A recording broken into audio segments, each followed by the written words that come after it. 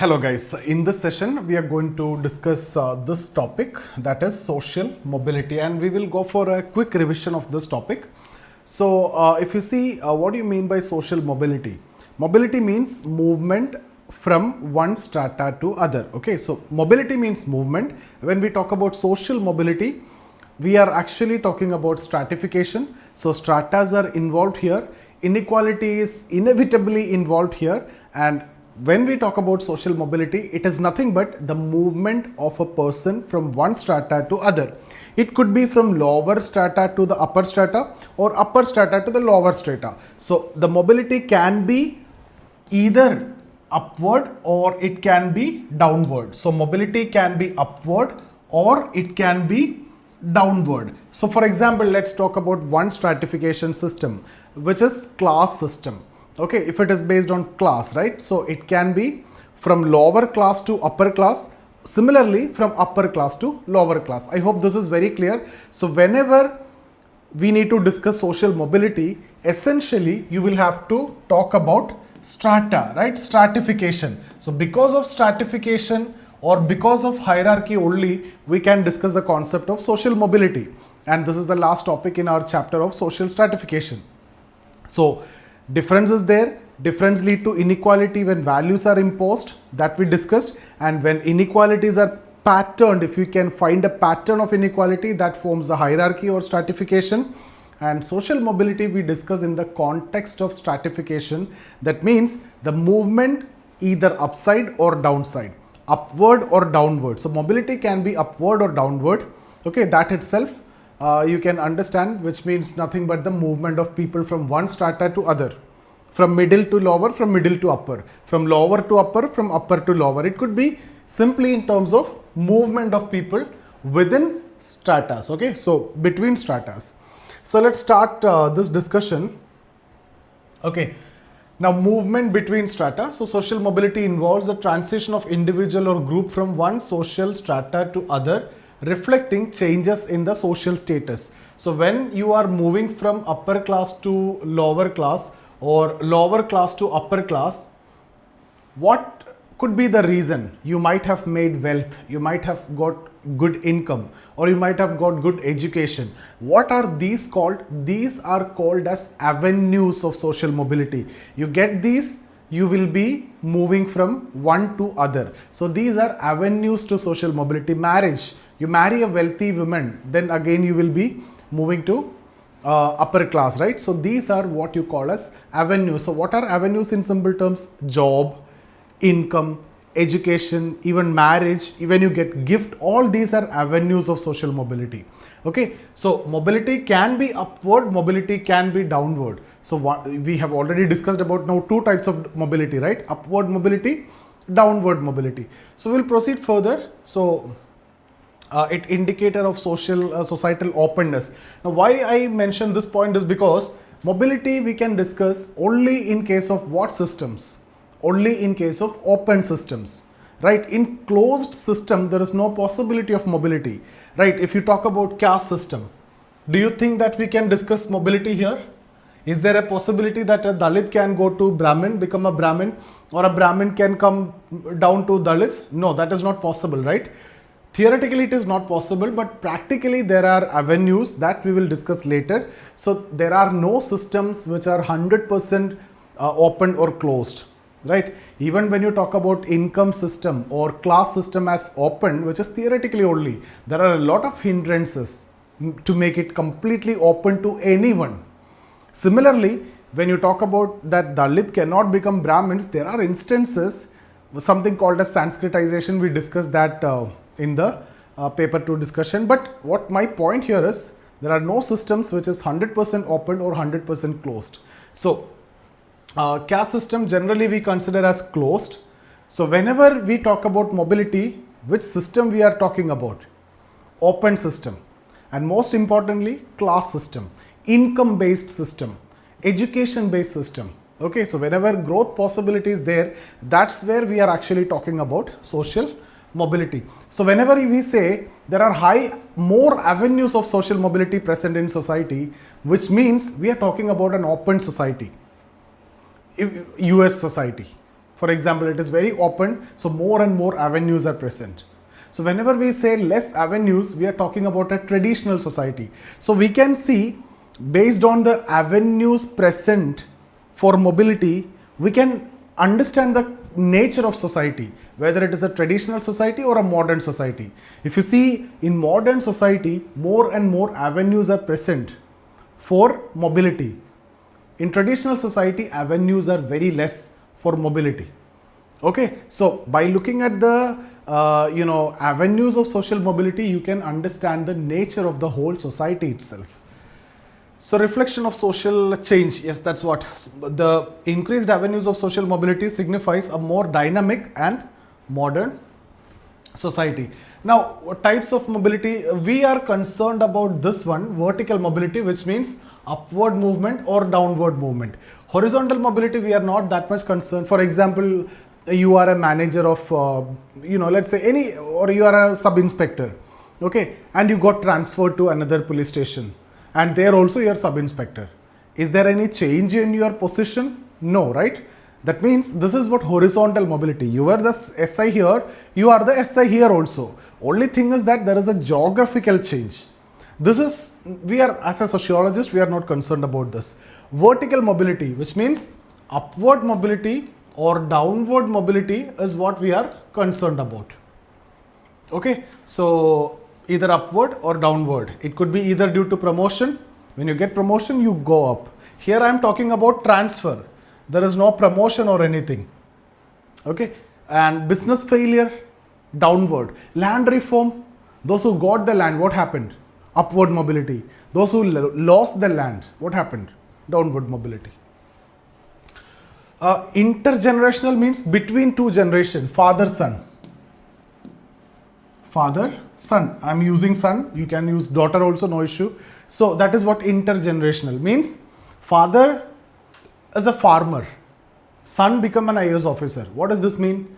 There is an intergenerational upward mobility. Farmer's son become an IAS officer. I am not saying that farmer is something less, but of course compared to IAS officer, we understood the relative importance of position and everything, right? So who is relatively more important? Otherwise, anyway, we can say this is between two generations.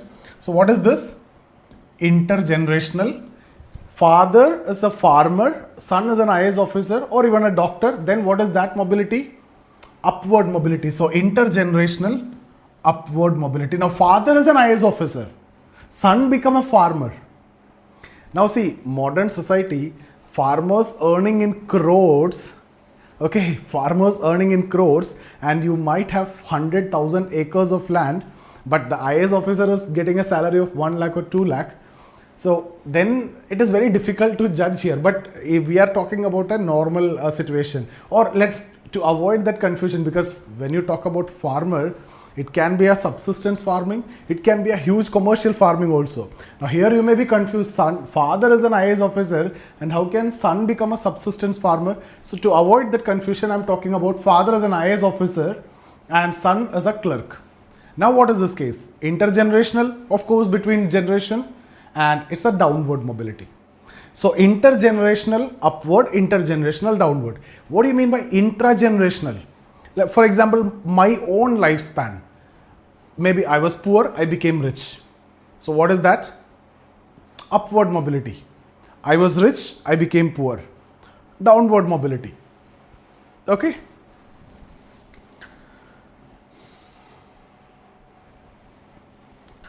So intergenerational mobility. All these I have discussed in detail in the course, you can go through that. Absolute relative mobility. Guys, when we talk about absolute, it's similar to absolute and relative poverty. Absolute means we have a poverty line, below that BPL, above that APL, not poor. Relative means in comparison to other. Anil Ambani will be relatively poor compared to Mukesh Ambani, like that. Or if you see here, when we talk about absolute mobility, we consider that in terms of something which are quantifiable in nature, in terms of numbers. So I might have made more money, more income, more wealth. In that case, we can quantify that. That's absolute mobility. Relative means in comparison to others. For example, let's say two people A, B, both are clerk. Okay. Now both are same position, both joined at the same time. Okay. So here, let's take one example, that this person got promotion. This person got promotion. Now compare between these two. A got a promotion, so that is absolute mobility for A for sure, because he got something, he gained something, absolute mobility. But at the same time, if you look at B, he did not lose anything. He is the same, he remains as clerk, but he experienced a relative downward mobility compared to A, because both of them were same till now. They joined in the workplace same time, same batch, but he got promotion, but he did not. So A experienced a absolute upward mobility, but B experienced a relative downward mobility. He did not lose anything. A gained something, that is a promotion, and experienced absolute upward mobility. Here you can say, why absolute? Because he gained something. B, no change. He did not lose anything, he did not gain anything. But still, he experienced a relative downward mobility. That is because of the comparison. I hope this is the simplest and easiest example, guys. We don't have much time to waste, and it's a revision session. So this I have discussed many examples, if you remember, with SI, CI, and all those I have explained in detail in the course. So here the comparison point, societal context and all, relative mobility. So even if absolute position remains same, yes or no? This guy's absolute position remains same, but relatively he experienced a downward mobility. Right, now objective and subjective mobility, that is again in terms of objective means in terms of measurable attributes, just like what I've told you in case of absolute, in terms of income, in terms of occupation, in terms of education, in terms of consumption pattern, there is a change. That's what objective. Objectively, you can quantify. Subjective means it's your own perception. It's your own perception of mobility. You feel, even in a particular situation, you feel that you are rich or you are wealthy and you are superior. That's your understanding, your subjectivity over there. So based on an individual's perception of their social movement, which may differ from objective measures. Structural and circulation mobility. See, structural means you are part of an occupational structure and some improvement might have been brought in, like technological advancements or anything. Let's say you are working in a bank. So morning or 9 o'clock onwards, 4 o'clock, you are working paperwork and everything earlier if you consider. And then even that, after that also, since the work is not completed, you stretch, right? And it goes to 6 o'clock, 7 o'clock, huge work that you need to do to complete that whatever task is there. But because of advancements of technology, computerization and everything, what happened? You were in an existing job, occupational structure, and technological advancements, is now saving your time. In that way, you experience a mobility. That's what structural. Circulation means someone who is part of, outside the occupational structure. When he joined the occupational structure, he experienced a mobility. That is what circulation mobility. Go through that. Okay. PDF is there in the description. You can get it free of cost. Sponsored and contested mobility. Sponsored means you got some kind of mobility through reservation or sponsorship, etc. Contested means open competition. You got the mobility. Okay. So advancement due to policies, support, reservations, protective discrimination, etc. Here open competition and based on individual merit. Now, Sarins perspective, guys, we have already discussed this in detail, so we don't have time to cover this at this point of time. We discussed this, and you need to go through the notes and you need to go through the lecture, which I have specifically, spared time for this actually. Okay, so because this can be a potential question, so we discussed this in detail. Go through that. Primary factors, we have discussed the demographic factors and distribution of individuals. talent and ability definitely, and the social environment also. All these we covered. Now, avenues of social mobility. Political system is very important. Democratic system which ensures mobility for individual and allowing power acquisition through elections. If you want, you can contest election, you can win election, you can acquire the power. So that way, when there is a democratic system, that helps. Economic system, skill-based occupation. If you have one skill, you will be able to make unlimited money and wealth, right? So expanded employment opportunities, public and private sectors. Education, now open access to education and skill acquisition and increased awareness, again leading to choices. Technological and cultural factors. Technological advancements, again helping you in social mobility. Cultural modernization, it's not like previous societies where there are a lot of cultural hindrances where women is not allowed to go and work, etc. But that's not the case now. So cultural modernization actually helping you to achieve mobility. Societal impact. Now, what are the hindrances? Despite all these, poverty is still there, illiteracy is there, various cultural barriers. Even though I told you cultural modernization, but still there are biases against some section. For example, women, especially if you see certain religion, and lack of freedom, religious restrictions, psychological factors like motivation, lack of motivation, laziness, resistance to change, illiteracy, low awareness, still there, limited skills, poverty, lack of resources, poor health, limited education.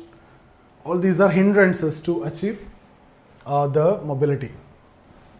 Future, globalization and everything you can mention. So that's about this session. Very simple topic.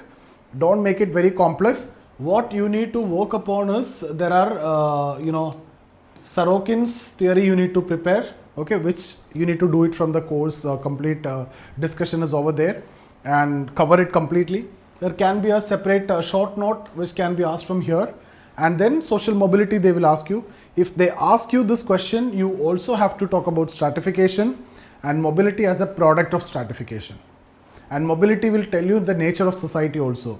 More chances of mobility means modern society. Less chances of society means traditional society. Okay. So all those we need to explain, and I hope this is a very simple topic and we covered it in a best way. So guys, don't miss any question from the chapter on stratification. So that's it. Thank you so much. See you in the next video.